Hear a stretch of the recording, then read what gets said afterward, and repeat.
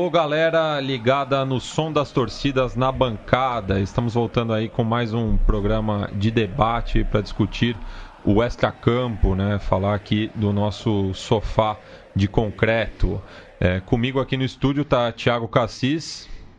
E aí, galera, tudo bem? Vamos falar sobre esse final de Libertadores que mais parece uma guerra. E falando conosco, direto de Buenos Aires, o nosso correspondente carioca portenho, Gustavo Mel. Tudo bom, Gustavo? Tudo bem. Eita, virei portenho já? Caraca, tá, isso é um processo, hein? Tá lá já tá aí, pô. Já tá aí, é isso aí. Pro carioca não precisa de muito, viu? É um espelho ao avesso, né? Pois é.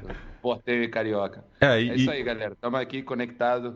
E vamos lá, mais um programa para a gente conversar aí sobre futebol. E hoje a gente também tem a presença pelo Skype, o Alejandro Wall, jornalista do Tiempo Argentino, e que vai dar a impressão também do que o país vizinho está vivendo com essa final. Tudo bom, Alejandro?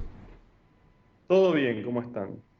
Bem, e o Alejandro também participa de um outro podcast muito interessante, por sinal, ao lado do Ezequiel Fernandes Mors e do Andrés Burgo, chamado Era por Abarro. Na última edição do programa vocês chamaram, né, o clássico como El Partido de Todos los Tiempos. Eu queria que você falasse um pouco desse sentimento aí na Argentina, Ale.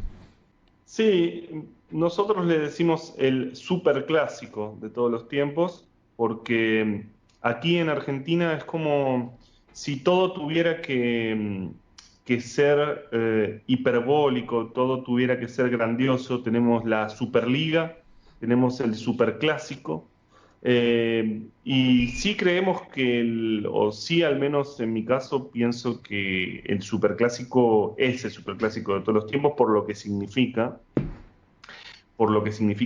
este cruce de Boca y River en una final de Libertadores. Pero también creo que hay como una especie de, yo llamaría sobreactuación de argentinos y de hinchas en relación a que el mundo nos está mirando, ¿no? Yo no creo que el mundo esté mirando a Argentina, creo que es algo muy intenso para el fútbol argentino, pero que queda ahí, ¿no? Y que luego el resto nos mira porque, por supuesto, los argentinos, como los brasileños también, somos muy apasionados, y porque un Boca y River, bueno, tiene implicancias muy fuertes y son difíciles de comparar con otros clásicos. Bom, essa questão, primeiro uma colocação, essa coisa de Superclássico, Superliga, eu vou dizer que no Brasil a gente tem uma coisa parecida com maior torcida, maior estádio, eu acho que isso é uma coisa incomum, assim. A imprensa argentina, nesse momento, como a grande mídia está se colocando em relação a esse jogo?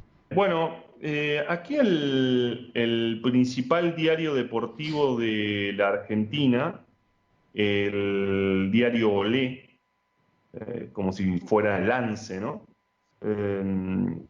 Puso una tapa el sábado que dijo: no estamos capacitados para hacer esta tapa. Es decir, no puso nada en la tapa. E uma outra questão, as outras torcidas da Argentina, de Buenos Aires principalmente, como estão se posicionando em relação a esse jogo? Porque é impossível dizer que não nos importa. Bueno, es difícil que no les importe, pero a la vez, fíjate lo que sucedió el domingo. Como el partido se suspendió por lluvias el sábado, se pasó para el domingo. Y la Conmebol decidió que el partido se jugara a las 16 horas, a las 4 de la tarde de la Argentina, que era la misma hora que tenía que jugar Racing, su partido, y Racing es el líder de la Superliga. Sí. Para muchos hinchas de Racing, por supuesto, lo importante del domingo no fue el River Boca. Yo diría para muchos no, para todos los hinchas de Racing. Lo importante del domingo no fue el River Boca, sino el triunfo de Racing 3-0 frente a Gimnasia de La Plata, claro. Con dos goles de Lisandro. Es decir, el River Boca atraviesa a todos los hinchas, a los futboleros nos atraviesa, todos los queremos ver. Yo soy hincha de Racing. Pero para el hincha real, por supuesto, lo primero es su equipo, ¿no? Es como muchas veces lo que sucede con la selección argentina en Argentina. Primero está el equipo y después está la selección argentina. No es prioridad la selección Isso é argentina. muito claro, Creo que né? esto... Desculpa te interromper, mas isso é muito claro, que primeiro está o clube e depois está a seleção. Sí, sí. Y lo mismo sucede con el resto de las torcidas respecto de el River Boca. Por supuesto que todos estamos atentos y todo. Yo estuve en el estadio, estuve en la Bombonera el domingo, porque fui a trabajar, pero en la radio estaba escuchando el partido de Racing a ver qué es lo que sucedía. Pero bueno, eso también es un problema, ¿no? Porque habla también a las claras de la organización del fútbol argentino y de los problemas del fútbol argentino que hace coincidir nada menos que la final de la Libertadores con el partido del puntero del campeonato. Mas aí não seria muito diferente no Campeonato Brasileiro. Vou te dizer, se num acidente de chuva, como que aconteceu aí, se acontecesse aqui, não seria diferente. A diferença é que aqui seria uma quarta-feira e Claro. eu acho que a organização do futebol argentino de ter colocado o jogo para sábado já é mais avançada do que a organização do futebol brasileiro, que nem nisso teria tomado cuidado. A gente teria jogado de Bueno, quarta-feira como jogo pero- comum. Pero fíjate que lo que pasa es que ahí en todo depende el negocio y depende cuál sería el negocio en Brasil y cuál sería el negocio en Argentina. Porque si lo pensamos, en Argentina el negocio es jugarlo en fin de semana, es decir, sábado o domingo, por la tarde, para poder venderlo al exterior, para poder venderlo a Europa. Pero en realidad los partidos de Copa Libertadores sabemos que se juegan durante la semana y a la noche. Sim, claro. Mas Não, e assim, só nesse aspecto, cabe lembrar que a decisão foi mais política do que técnica, né? Porque teria a ver com o esquema de segurança por conta da cúpula do G20 que vai ser realizado em Buenos Aires. Então, para a imagem da Argentina para o exterior, e o que representa esse super clássico, né? Pensando na tragédia que pode acontecer, principalmente no jogo de volta, não teria um efetivo nas ruas de Buenos Aires capaz de lidar com os dois eventos. Correto, Alejandro? Sí, es correcto, pero creo que también hay en la sobreactuación, se entiende la idea de sobreactuación que les digo, ¿no? En esa sobreactuación también está la sobreactuación de la seguridad, que desenfoca las problemáticas del fútbol argentino, ¿no? Incluso en la idea de que no haya hinchas visitantes. Ustedes saben que una de las grandes discusiones alrededor de este partido fue si había o no hinchas visitantes, porque en la Argentina el hincha visitante está prohibido. Aquí en todos los partidos, excepto cuando la autoridad autoriza, ¿no? Y dice tal partido puede haber, y luego hay maltrato policial y demás. Y la realidad es que si bien hay muchas dimensiones de la violencia en el fútbol en la Argentina, no es el factor principal de violencia la hinchada rival, la hinchada opuesta. Como a la vez también sucedió que, así como prohíben a los hinchas visitantes, los operativos de seguridad, los operativos policiales no son más pequeños, se mantienen. Con lo cual es el gran negocio de la seguridad, se mantiene vivo en los estadios de la Argentina. Y yo he estado en estadios brasileños, he estado en un Botafogo Vasco da Gama, que tal vez no sea que no es que explote, he estado en el Maracaná, y he visto, sí podido ver diferencias en algunas cuestiones, ¿no? Pero acá sin duda, bueno, lo que vemos es que hay problemas de seguridad, como vos lo marcás, porque las canchas están militarizadas prácticamente, ¿no?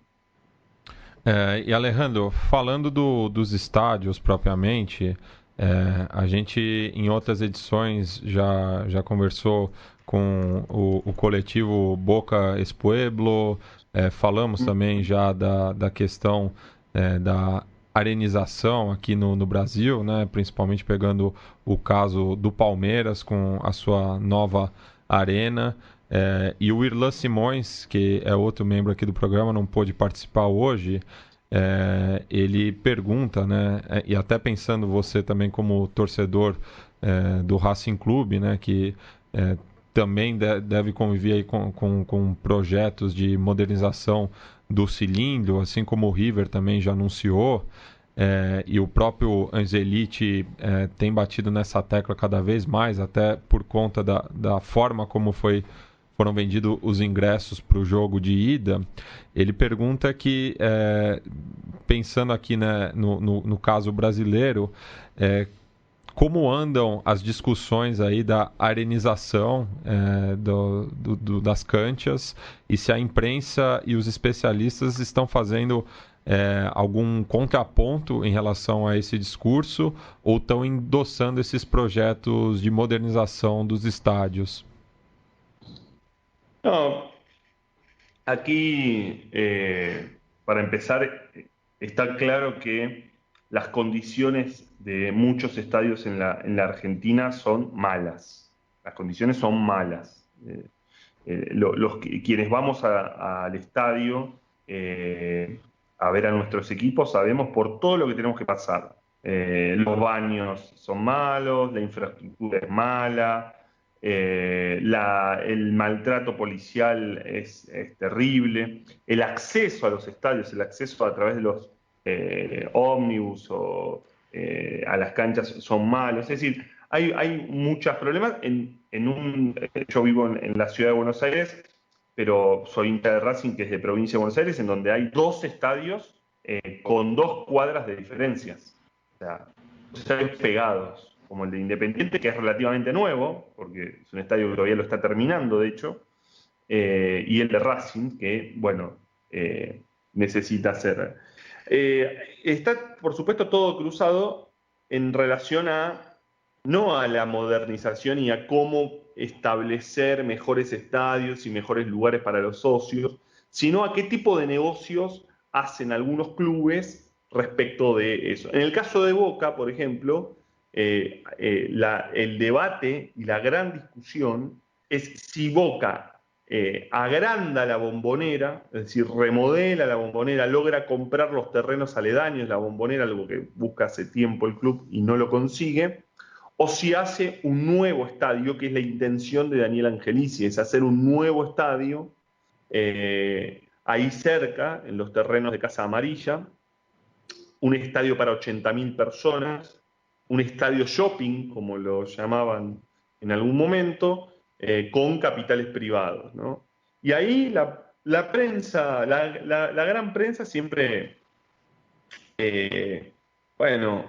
juega de costado en estas cuestiones y a veces con intereses, pero básicamente lo que supone siempre la discusión de los estadios no es cómo los mejoramos para el bien de la gente, para el bien del socio y del hincha, sino qué tipo de negocio hacemos, ¿no? En el caso de River lo mismo, ¿no? Para muchos es remodelar el estadio Monumental, que es necesario, porque es un estadio que ya tiene muchos años, o bien llevar el estadio a otro lugar y a otra zona. Alejandro, Gustavo Mel aqui, vou aproveitar esse teu comentário, que me parece muito bom e acertado, desses interesses por trás das ideias e projetos de novos estádios, novas canchas, e queria comentar um pouco do que a gente tem conversado por aqui, apesar de eu estar em Buenos Aires, digo, por aqui entre o coletivo do Na Bancada, sobre o simbolismo e o tão histórico que é essa final, né? Evidentemente, por ser Boca e River, né? Talvez a rivalidade mais celebrada do continente, talvez, pelo ineditismo dessa final, mas não só por isso também, né? A gente fica se perguntando até que ponto essa final pode marcar o fim de uma era, né? A gente está falando de Monumental e Bombonera e, claro, a gente tem que lembrar que ano que vem a Libertadores, a Conmebol já disse que a final vai ser única em campo neutro, né? Aí seguindo um modelo muito baseado em como é na Europa, em outros países, em países do norte, e muito diferente do que a gente historicamente se acostumou aqui, essa coisa da final ida e volta, e sendo, nesse caso específico de Boca e River, Bombonera e Monumental, dois dos maiores templos do futebol mundial, acho que dá para a gente falar isso, né? Então a gente comentava um pouco de como essa final ganha alguns contornos dramáticos, na possibilidade de ser o fim de uma era, né? Hoje a gente tem toda essa expectativa da final Boca e River, não apenas como os 11 contra 11 ou como o Galhardo contra o Schelotto, mas também tudo que está ao redor das quatro linhas, né? Monumental contra a Bombonera, as torcidas e as festas que cada uma produz, essa magia por trás ou por volta das quatro linhas que a gente gosta de acompanhar e que traz muitos elementos interessantes, né? Soma-se a isso essa ameaça às própria existência mais longeva de Bombonera e Monumental, né? As duas diretorias dos clubes abertamente falando em aposentar os seus estádios, o que recebe muita resistência de muitos torcedores, mas que se torna uma realidade com esses projetos colocados, e que nos faz pensar se talvez não possa ser, inclusive, a última final de Libertadores nesses tempos do futebol mundial. E para a gente que viu o Maracanã, outro grande templo, ser completamente descaracterizado, isso é algo que dói fundo na gente, né? Essa perspectiva de outros estádios serem colocados de lado, né? Queria que você comentasse um pouco isso, como é que você vê isso, como é que na Argentina está se debatendo isso, se é que está se debatendo, qual a sua opinião com relação a isso, né? Bueno, te contesto una parte de lo que me decís, que es la cuestión de lo que rodea el Superclásico. Yo te agregaría dos puntos. Uno que es un choque de estilos, porque Boca juega a un estilo muy distinto al de River, y eso quedó muy expuesto en el último partido. Es decir, que ahí también hay algo en disputa. Después hay una connotación política. River es conocido como el millonario y Boca es pueblo, ¿no? Históricamente. Y sin embargo, hoy estamos viviendo como Boca es el equipo del presidente Mauricio Macri. El presidente de Boca, Daniel Angelini, es un hombre muy poderoso dentro de la estructura política del país. Con lo cual también hay y Boca es un equipo que desde el año 95, es decir, cuando Macri asume como presidente de Boca, desde ese tiempo a esta parte, Boca es el equipo del macrismo, ¿no? Es el equipo del partido de Macri, prácticamente, del PRO. El PRO es el partido político de Mauricio Macri. Con lo cual también está en juego esa cuestión, ese costado político que tiene. Hay muchos hinchas. Vos antes me preguntaban acerca de cómo lo veían los hinchas que no son de Boca y de River, ¿no? Muchos hinchas también lo ven, si fuera una derrota de Boca, como una derrota de Macri, como una derrota de ese sector político. Entonces también está pensada así esta final. Y luego como algo que nunca más va a volver a suceder, porque como vos dijiste, vamos a poder tener una final en todo caso en Santiago en el 2019 y por ahí puede haber una final también Boca River en Santiago, pero nunca va a volver a haber una final en donde estemos en 15 días que paralizan al país, ¿no? Le ponen los nervios de punta. Todo lo que sucedió en los 10 días previos al partido del domingo fue aquí vivido como si fuera un cuento. Era un cuento en donde intervenía el presidente, donde decían que tal día no se podía jugar, que tal fecha no, que se buscaba. Fue todo realmente una locura. Y luego una locura que tuvo un diluvio, como el del sábado, ¿no? Una tormenta. Con lo cual hay muchas cosas en juego y simbólicamente el partido representa mucho más. Después, algunos hinchas lo ven como hinchas de Boca e hinchas de River, lo ven como el final de todo, ¿no? Como que el que pierde no se recupera más. Y todos sabemos en el fútbol, sea el fútbol brasileño, sea el fútbol argentino, sea el fútbol uruguayo, todos sabemos que en el fútbol siempre nos podremos recuperar. Alejandro, quando você diz que a vitória do Boca é uma vitória do partido do Macri, é uma vitória desse lado, você quer dizer ao mesmo tempo que a vitória do River é a vitória do outro lado? Então a vitória do River representa a vitória do lado da Cristina Kirchner?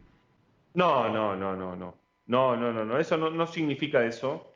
Ni tampoco significa que una victoria de Boca es una victoria de Macri, porque, a ver, porque si no estaríamos confundiendo que todo hincha de Boca es un hombre de Macri o una mujer de Macri. Eso no es así.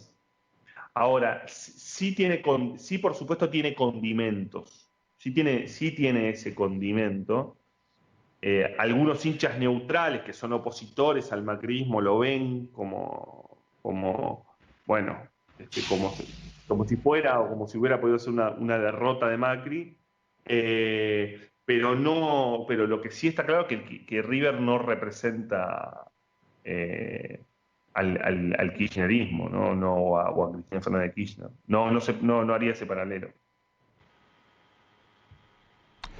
Bueno, Alejandro, agradecemos aí pelo seu tempo, por ajudar a gente a entender essa complexidade por trás dessa final, né, que evidentemente não se trata apenas de futebol.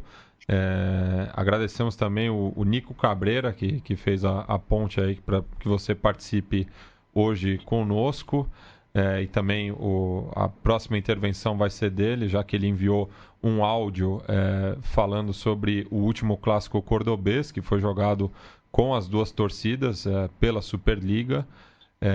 E também temos que fazer esse paralelo aí com a situação do clássico rosarino, né, disputado pela Copa Argentina com os portões fechados, né? Então, as 3 cidades argentinas, as 3 cidades mais populosas da Argentina tiveram situações distintas na forma como os clássicos foram jogados fora de campo.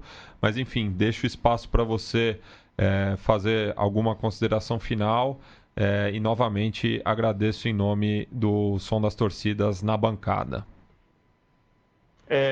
No, simplemente es que aquí en el fútbol argentino está atravesado por muchas discusiones. Una de ellas también tiene que ver con las sociedades anónimas, que es la gran intención del actual gobierno para convertir a los clubes en sociedades anónimas, pero bueno, eso es un debate que todavía está abierto. Así que bueno, les mando un gran abrazo. Gracias. E agora passemos para o Nico Cabreira, que inclusive foi nosso entrevistado no primeiro programa, tratando justamente sobre as sociedades anônimas desportivas, ele traçando aí esse paralelo com o clássico cordobês e também fazendo uma contextualização. Como vocês sabem, no último clássico entre Belgrano e Tajeres, teve as duas torcidas no estádio, né? O fato de ter sido o único clássico da primeira divisão que foi jogado com as duas torcidas, acho que tem a ver com algumas particularidades do clássico cordobês que assinala, que mostra algumas diferenças em relação aos clássicos de Rosário ou Buenos Aires. A primeira diferença, acho que tem a ver com que Córdoba já tem organizado muitos clássicos com as duas torcidas nos últimos anos por causa das taças de verão que organiza o governo da província, que seria o governo estadual, né, de Córdoba. Então a gente já tem uma tradição de organização de clássicos com as duas torcidas, enquanto o resto do país não tem essas copas. Além disso, Córdoba tem uma outra particularidade, que é que nós, os cordobeses, temos menos brigas entre as barras dos principais times, pois a maioria dos enfrentamentos que temos na nossa história, a maioria das mortes que temos na história de Córdoba, do futebol de Córdoba, são entre torcedores que não fazem parte das barras. Se você olha nas estatísticas, você vai se encontrar com que em Córdoba não temos mortes produto de brigas entre as barras de diferentes times. Uma coisa que não acontece em Rosário, em Tucumã ou em Buenos Aires, que você acha um monte de mortes produto de barras entre diferentes times. Se temos, Córdoba tem sim, mortes produto de brigas entre barras do mesmo time, como por exemplo foi o caso de uma morte em 2009 por causa de uma luta de facções da Barra de Tajeres, entre La Fiel e Las Violetas. Finalmente, acho que também é muito importante o fato de que em Córdoba foi mais tardio ou mais posterior a divisão das torcidas em diferentes arquibancadas durante os jogos. Quero dizer, quando em Buenos Aires já rolava uma arquibancada para cada torcida de cada time, em Córdoba ainda a gente tinha jogos onde os torcedores de Belgrano, Talleres, Instituto e Racing, eles estavam misturados. Aí eu mandei uma matéria para vocês que é de 1978, onde você tinha numa mesma tarde, no mesmo dia, um jogo entre 4 times de Córdoba e todas as torcidas estavam misturadas. Então eu acho que essa é uma diferença e uma particularidade do caso cordobês que mostra que ainda é menos difícil, eu não estou falando que seja fácil, mas ainda é menos difícil misturar ou fazer um clássico com as duas torcidas do que poderia ser em Rosário, que jogaram o último clássico sem torcida de time nenhum, e do que Buenos Aires, que a gente já sabe que tem uma história muito violenta. Bem, a gente ouviu no primeiro bloco aí, né, a visão dos locais, né, sobre esse superclássico e todo o simbolismo que permeia essa decisão. Mas agora a gente vai trocar uma ideia aqui com o Gustavo, né, que tem uma formação de arquibancada parecida conosco aqui, né, tirando o fato de ser Rio e São Paulo. Mas queria que você comentasse um pouco aí, Gustavo, como foi essa última semana aí. Você produziu bastante material, né, para a imprensa daqui, justamente mostrando aí o olhar brasileiro sobre essa super final, novamente criticando um pouco o superlativo. Cara, o país de fato parou, né? Assim, né? Talvez falando algumas coisas óbvias, mas sim, estava tudo ao redor do Superclássico, segue tudo ao redor do Superclássico e vai ser assim nas próximas 2 semanas e provavelmente por alguns meses. Essa final ainda vai ter uma centralidade em qualquer conversa de botequim enorme, em qualquer debate na televisão. Acho que é algo muito histórico e muito marcante mesmo para o país e que tem um antes e um depois, né? E o Macri agradece por isso, né? Ah, com certeza, né, cara? Você tira o foco completamente da situação calamitosa que a economia aqui está passando.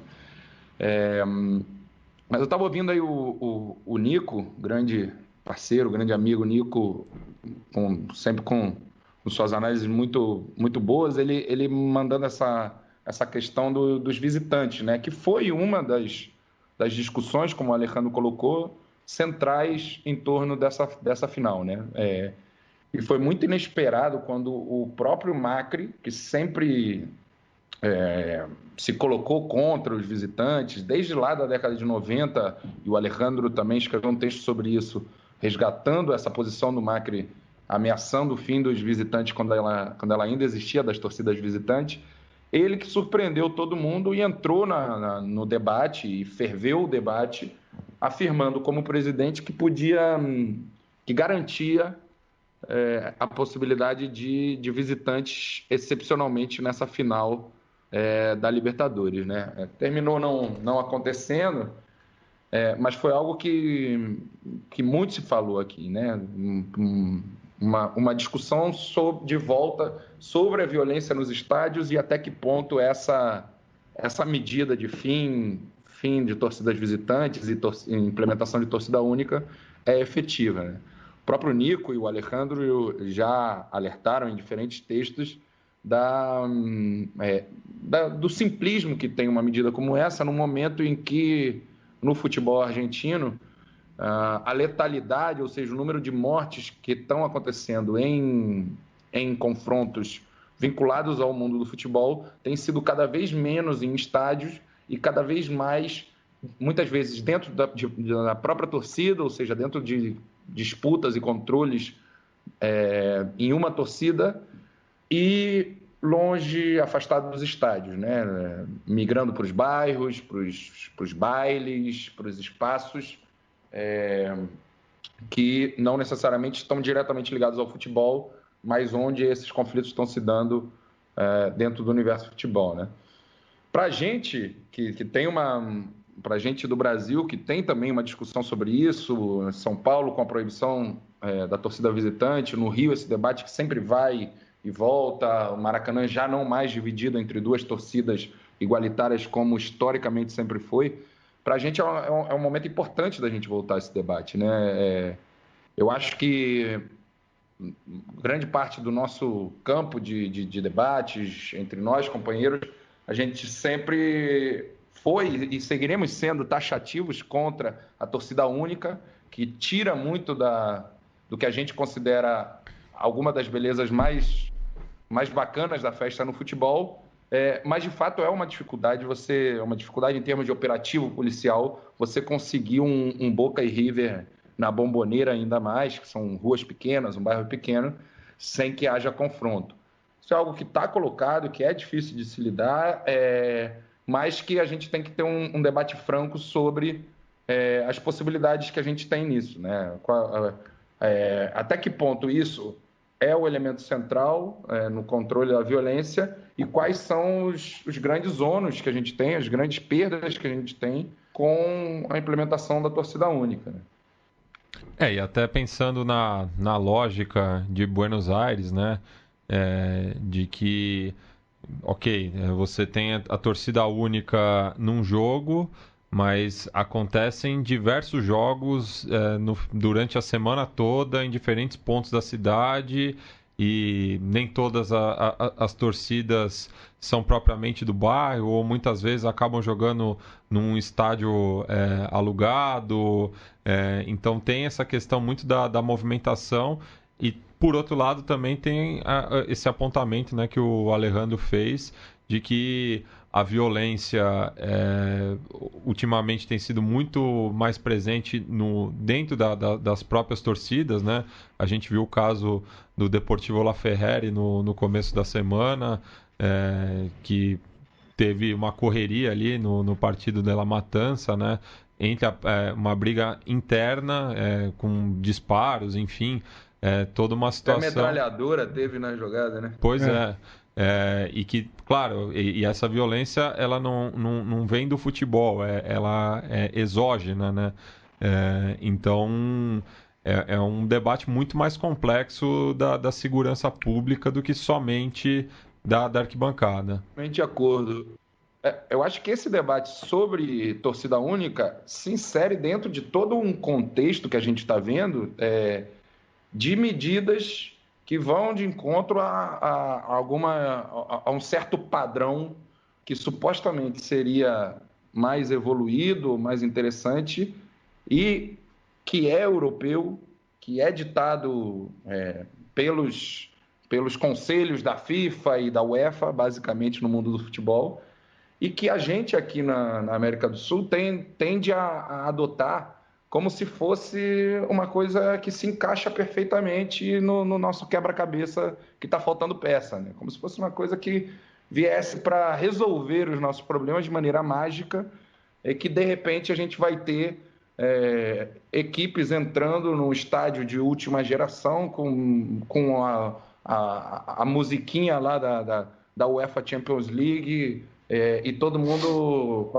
aquele glamour europeu, e isso será a melhor coisa que a gente vai conseguir fazer. Eu acho que isso é um equívoco total, completo, absoluto, que fala muito desse nosso clássico complexo de vira-latas, né? Desse nosso eurocentrismo babaca e cego, que não dá conta, não percebe que enquanto a gente estiver tentando imitar algumas medidas que não cabem na nossa cultura de futebol, em vez de valorizar as especificidades que a gente tem, vai ser um tremendo fracasso, né? Eu lembrei, cheguei a escrever sobre isso. Eu lembro da final do ano passado, Lanús e Grêmio, e que foi o segundo jogo foi na Fortaleza, né? O estádio do Lanús, e eu não conhecia, né? Fui na final, tive essa possibilidade de ir na final e fiquei bastante entusiasmado com o estádio. Para mim, um estádio de 40 mil pessoas, um estádio muito interessante, muito bacana o estádio. Eu fiquei muito impressionado com ver alguns colegas jornalistas brasileiros desancando o estádio, né? Assim, de forma completamente desrespeitosa, apequenando o estádio, falando que o estádio era pequeno, era inadequado, era antiquado, o que para mim era um completo absurdo. O estádio foi um estádio que cumpriu um papel muito bonito naquela final da Libertadores e que contrastou de maneira bastante clara com a papagaiada que a Conmebol fez antes do início da partida, seguindo esses modelos europeus ou esses modelos de Super Bowl norte-americano, algumas coisas assim, de fazer um showzinho antes do jogo. Enfim, resumo da ópera, cara, era constrangedor você ver aquele estádio de futebol bonito, cheio, na expectativa para o jogo, tendo que conviver com uma espécie de showzinho pop de segunda linha, meio mal ajambrado, uma coisa meio brega.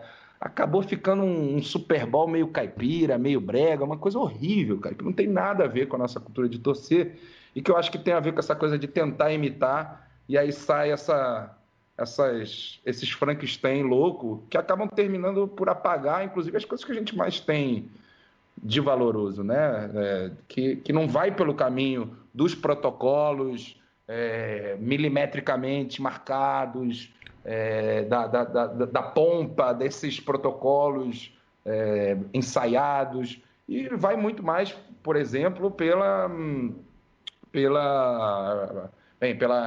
festa nas torcidas, pela festa nas arquibancadas e pelo improviso das arquibancadas também, né? Acho que esse, para mim, é um debate central no futebol sul-americano hoje, porque a gente claramente está perdendo o nosso melhor futebol para a Europa cada vez mais cedo, isso já é uma realidade, e a gente tende a partir dessa perda técnica no campo, a gente tende a querer se igualar em outras coisas que a gente não vai se igualar, matando o que a gente tem de melhor. A gente vai acabar virando uma série B do mundo, né? Uma série B global. E acho que não é por aí. Acho que a gente tem que apostar no que a gente tem de melhor. E não é folclorizar, não é romantizar, não é falsear uma ideia ideal de um futebol sul-americano onde a Libertadores é brigada e onde jogam coisa no campo e colocar tudo isso como se fosse uma coisa folclórica positiva. Não, é saber das nossas complexidades, das nossas diferenças e apostar no que a gente sabe fazer de melhor e saber corrigir nossas dificuldades sem jogar o bebê junto com a água suja, né? Enfim, falei pra caramba, mas algumas das ideias que passam pela minha cabeça nesse momento de final que pode marcar o fim de uma era, né? E Gustavo, eu queria que você comentasse do dia seguinte, né? logo a segunda-feira aí após a final. Você mandou um relato no nosso grupo ali também, do conselho editorial aqui Na Bancada, principalmente da cobertura da imprensa, né? Porque um Boca e River ele nunca termina logo após o apito final, né? O debate monopoliza a opinião pública e os meios de comunicação. Então eu queria que você comentasse um pouco como que foi a repercussão, né, do clássico aqui, claro, fora de campo. Eu senti muito orgulho nos meios de imprensa e nos torcedores com quem eu conversei, senti muito orgulho da final ter sido um jogo bom, né? Nos últimos anos e talvez historicamente, Boca e River é sempre aquele jogo que você espera, porra, caraca, Boca e River e tal, não sei o quê, um super clássico, e chega na hora, você vê jogo fechado, 0-0, porra, não saindo gol, jogo chato de ver. Principalmente para quem não se conecta com toda a tensão que tem ao redor do jogo. Para a gente que gosta de um clássico brigado, um 0-0 com muita emoção à flor da pele, pode até ser interessante, mas em termos de futebol costuma ser bastante negativo, especialmente nos últimos anos. E teve um reflexo na imprensa de um certo orgulho, de uma animação pelo fato de ter sido um jogo movimentado, 4 gols, reviravoltas, enfim, foi bastante interessante isso. E eu senti isso, inclusive na própria Bombonera, eu tenho sentido um momento muito favorável, não sou nem eu que estou falando, é meio ponto pacífico isso, um sentido muito favorável ao River, né? Acho que os dois times, as duas torcidas, com a consciência de que esse jogo vai marcar, talvez por resto da vida, as duas instituições, há muita tensão no ar, há muito nervosismo, e isso acho que está se traduzindo ainda mais no Boca, porque vem de alguns anos, alguns poucos anos, mas relevantes anos de tabu, de não conseguir ganhar do River na Bombonera, de não conseguir ganhar do River, do Boca ter ganhado os últimos 2 campeonatos nacionais e ainda assim não conseguir se impor diante do rival. Quando se encontraram na Libertadores, teve aquele evento do Gás de Pimenta, um River que vinha praticamente eliminado na primeira fase da Libertadores de 2015, consegue na última rodada passar para as oitavas, pega o seu rival, que é eliminado daquela forma patética, com o Gás de Pimenta, e que depois, graças a isso, chega à final e é campeão. Enfim, um River que tem, apesar dos campeonatos nacionais do Boca, que tem sim imposto como um futebol mais forte. O Galhardo se firmou como um técnico já para estar entre os melhores do continente, enquanto que Schelotto ainda tem muita contestação. E eu senti muito isso na Bombonera no primeiro jogo. Assim, senti o estádio nervoso, conheço um pouquinho aquele estádio e senti que a torcida estava nervosa. No Brasil a gente tende a romantizar e idealizar a torcida argentina como se fosse uma coisa extraterrestre que não para de cantar e que não é assim. Eles de fato aguentam o tranco dos revéses de maneira muito melhor, cantam muito quando tomam gol e tal, mas também o emocional também joga, né? E eu senti muito isso, uma torcida nervosa, e que para mim a grande imagem desse momento melhor do River é a saída de campo do Tevez, gritando com seus jogadores cabisbaixos, né? De novamente não ter conseguido ganhar no River, tentando colocar eles para cima, mas com bastante raiva, né? Com bastante intensidade na sua colocação, enquanto que lá no Monumental os torcedores que estavam vendo o jogo lá nas parrilhas, nas churrasqueiras que tem no clube, foram saudar em festa o Galhardo, que estava assistindo o jogo ali de uma oficina, de um escritório ali do complexo do Monumental. Para mim é o grande contraste entre os sentimentos que vão Boca e River para esse próximo jogo. Mas, enfim, é uma final entre Boca e River, e é claro que tudo pode acontecer e está completamente aberto.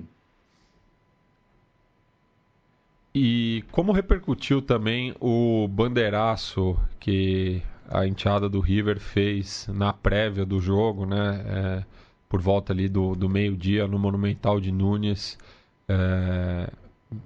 justamente marcando uma posição, né? De que na Bombonera teria uma torcida só, mas na capital e no resto do país estaria dividido, né? Tem muita essa disputa, né, entre torcidas, que a gente falava com o Alejandro, né? Não é só os 11 contra 11, não é só Galhardo e Esqueloto, mas é toda uma cidade disputando aí entre torcidas, quem faz a festa melhor, enfim, quem domina mais a cidade. Tem todo essa disputa, inclusive territorial, né? Em 2012, teve o último clássico com torcida visitante. E uma coisa ficou marcada nesse último clássico, esse super clássico de torcida visitante, que foi no Monumental, e a torcida do Boca, para quem não conhece a geografia da capital da capital da Argentina, a Bombonera, a La Boca, fica no extremo sul-sudeste da cidade. É o último bairro antes de cruzar o Riachuelo, ali próximo ao antigo Porto de La Boca, e você sair dos limites da capital federal. Enquanto que Núñez é exatamente o oposto, é o extremo norte da cidade, quando que você cruzando a General Paz, a autopista, a rodovia que demarca a norte a saída da capital, você já não está em Buenos Aires capital, né? Então você tem o sul mais operário e o norte mais burguês, oligárquico, aí representados um pouco em Boca River, né? Apesar de ter diversas complexidades nessas identidades. Inclusive, você teve até um texto que foi negado mostrando essa origem em comum entre os clubes, né? Que é uma coisa que é pouco difundida aqui no Brasil, né? De que o River também surgiu em La Boca e o apelido de Milionários ele acaba surgindo quase 30 anos depois. Exatamente. Esse texto eu devo publicar ainda antes da final. E justamente fala sobre isso, né? Dois times que nasceram no mesmo bairro e que têm identidades completamente opostas, né? O que aconteceu aí? O que aconteceu para que virassem tão opostas as identidades de times que nasceram a uma quadra de distância? O River acaba fazendo o papel do novo rico, né? Alguma coisa assim. Mas, enfim, em 2012 você teve algo marcante que foi a torcida do Boca indo de La Boca até Núñez a pé, em caravana, cantando sem parar, até chegar no Monumental, né? E por outro lado, é longe pra caramba. E por outro lado, o River já fez o mesmo também, e inclusive um dos cânticos mais famosos dos Borrachos de Tablón fala justamente que copou 4 quadras caminhando até La Boca, né? Tem essa coisa territorial muito forte, né? E eu acho que esse bandeiraço que você mencionou, Matias, entra dentro desse contexto, né? Não tem torcida visitante, não podemos ir até lá, mas a gente mostra a nossa força com a torcida se mobilizando, mesmo não podendo ir ao estádio. Tem esse jogo de domínio da cidade muito forte aqui, né? Bueno, agradeço aí, Gustavo, também por passar aí a visão do que está acontecendo, né, em Buenos Aires e no resto da Argentina nesses últimos dias, e também deixo o espaço aí para você mandar um salve, dar um alô aí para nossa audiência. Não, agradecer, né? Na verdade, é sempre um prazer quando a gente faz esse programa. E, falei pra caramba hoje, né? Falei mais que o comum, mas que esse Boca e River, como disse o Alejandro, tá tudo muito superlativo. E acho que, de fato, a gente está vendo uma final verdadeiramente histórica. Acho que pode ser, como a gente vem falando, esse divisor de águas entre futebol de final única aqui no continente sul-americano, mas que a gente não pode ter isso como dado, né? A gente que acredita num outro futebol e que valoriza muito a festa das torcidas, os estádios que jogam, as festas nas arquibancadas, e que está mobilizado para trazer essas discussões para mais gente. Eu acho que a gente tem que saber que a história é cíclica e que algumas vitórias a gente vai ter nesse caminho aí, e uma delas é a volta da final, em ida e volta, na final da Libertadores. Anotem ouvintes, anotem companheiros, vai voltar, que a gente não vai deixar essa final única vingar, não. Ojalá. Thiago? É isso, cara, só concordando com tudo, ouvindo essa aula de Gustavo, hein?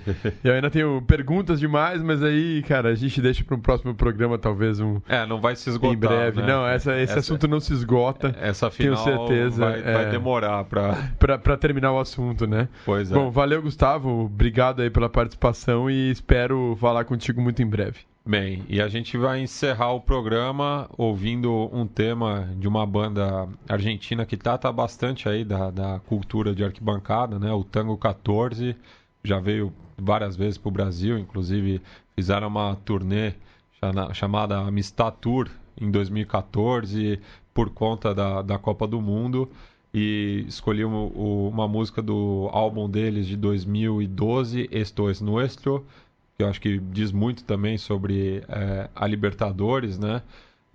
E a canção se chama Se Pulió Todo, e vou ler só aqui um trecho que eu acho que tem a ver, né, com a final, que é: sábado, eu quero ir a la cancha, quero tomar-me algo e alentar, eu sou um hincha, não sou um vigilante. Então, é com essa mensagem aí que a gente encerra mais essa edição.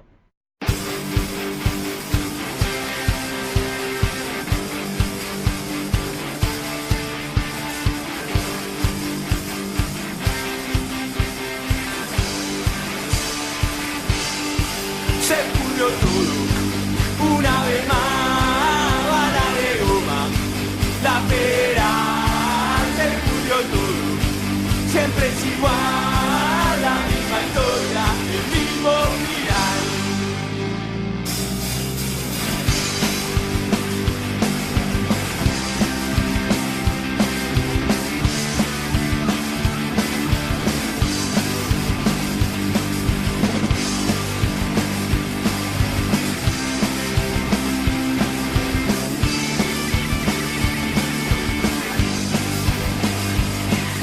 El sábado yo quiero ir a la cancha, quiero tomarme algo y alentar.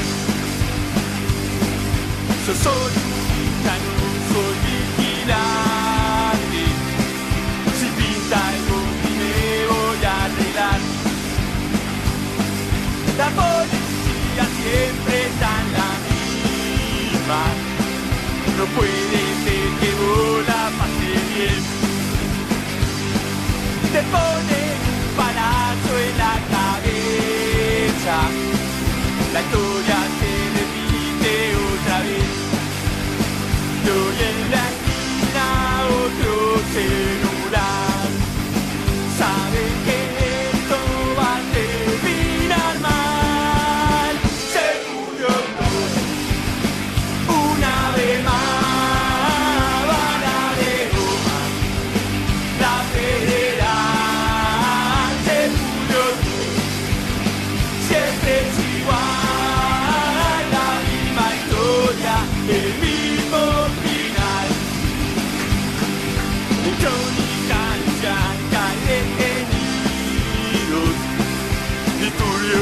Corridas otra vez.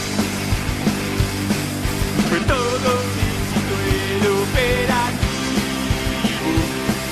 El comisario dice por qué. Para esos el negocio millonario, nosotros estamos de corazón. Mientras ellos se llenan los bolsillos, se cagan